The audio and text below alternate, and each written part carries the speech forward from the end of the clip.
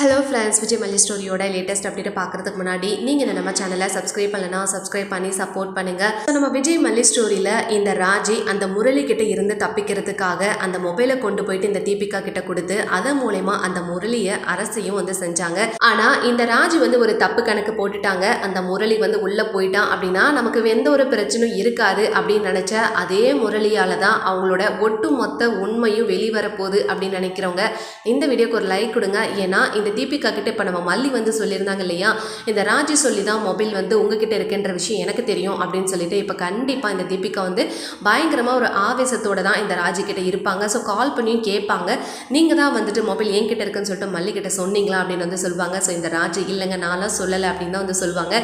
ஆனாலுமே இந்த தீபிகா அதெல்லாம் நம்ப மாட்டாங்க. நம்ம கிட்ட மொபைலை கொடுக்குற மாதிரி கொடுத்துக்கிட்டு அவங்களோட காரியத்தையும் சாதிச்சுட்டு இந்த மாதிரி பண்ணிட்டாங்களே அப்படின்னு சொல்லிட்டு இப்போ பயங்கரமாக கோவப்பட்டு இப்போ அந்த முரளியை நம்ம ஏன் அரசு செஞ்சு உள்ளே வச்சுட்டு இருக்கணும் அப்படின்ற மாதிரியும் அவங்கள வெளியில் விடலாம் அப்படின்னு தான் போவாங்க.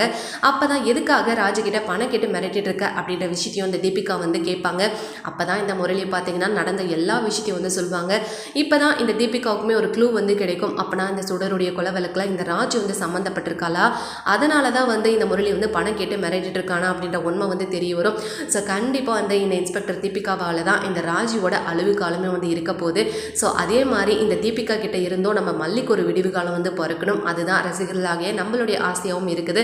ஸோ இப்போ இந்த தீபிகாவுக்கு வேறு எந்த வழியுமே கிடையாது. ஸோ மொபைல் தான் கிட்ட தான் இருக்குது அப்படின்னு மல்லிக்கு தெரிஞ்சிட்டதுனால கண்டிப்பாக அந்த மொபைலை இப்படி கொடுக்கறத தவிர வேறு அவங்களுக்கு ஆப்ஷனே கிடையாது. அப்படி கொடுக்கல அப்படின்னா விஜயம் மல்லி அடுத்து என்ன ஸ்டெப் எடுத்து வைப்பாங்க அப்படின்றதும் இந்த தீபிகாவுக்கு நல்லாவே தெரியும். அப்படின்றதுனால கண்டிப்பாக தாமதிக்கவே மாட்டாங்க. இன்றைக்கான எபிசோடில் அந்த மொபைலை நம்ம மல்லியோட கையில் கொடுக்க தான் போகிறாங்க.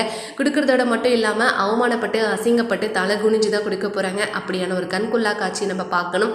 வெயிட் பண்ணி பார்க்கலாம். இந்த வீடியோ உங்களுக்கு பிடிச்சிருந்தா அந்த வீடியோக்கு ஒரு லைக்